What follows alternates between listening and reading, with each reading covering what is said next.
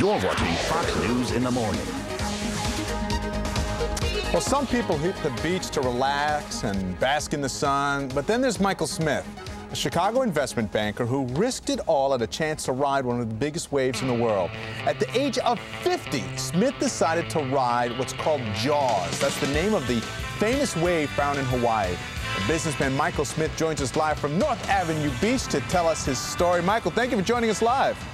Great to be here. Just wondering where the hot chocolate is today. It's a little nippy out there to be thinking surfing, I know. But thank you for showing up for us live out there at the beach. And my first question is, what were you thinking, Michael? What were you thinking? Well, you know, David, I never set out originally to ride Jaws. My original goal was really to just go into training to become a better surfer than I used to be. And here you'll see one of my first rides. Believe it or not, that's a small wave for Jaws. We'll see a bigger one in a minute. That's the big one. Look, the helicopter is actually below the level of the wave. The lip is going right for me.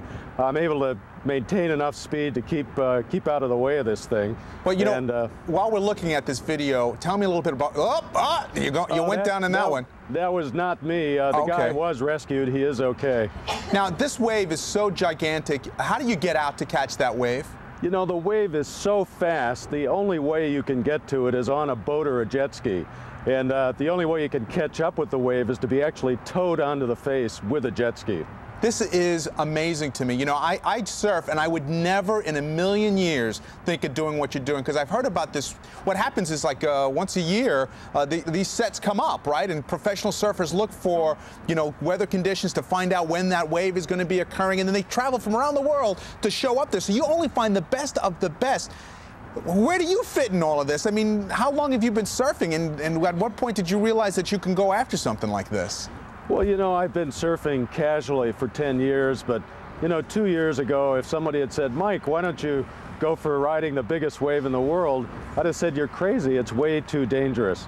And once I got into training, though, and once I saw how fast I was progressing, my confidence just grew. And, you know, one day I said, you know, I actually think just maybe I might be able to handle Jaws. And at that point, I said, I'm really going to go for it, and I'm very glad I did. We're showing some video of you training, because obviously you really want to be in the best shape you possibly can be. But you still haven't answered the one important question. Why? Why Jaws? Why risk it all? You're a successful banker.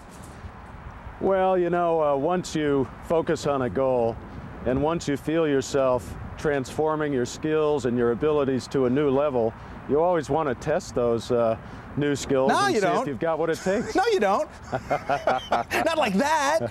Listen, when did you go? You must have fallen off once or twice, I assume. Well, on Jaws, I never have fallen. I've ridden it 20 times. Really? And so far, I've got a clean record, but I have fallen on other waves, and I've been punched pretty hard. I was going to say, how long does it keep you down before you pop to the surface on a wave like that? You know, hold downs can be as long as a minute, and I had to do a lot of breath training. I finally got up to 2 minutes, but I haven't had to test it yet.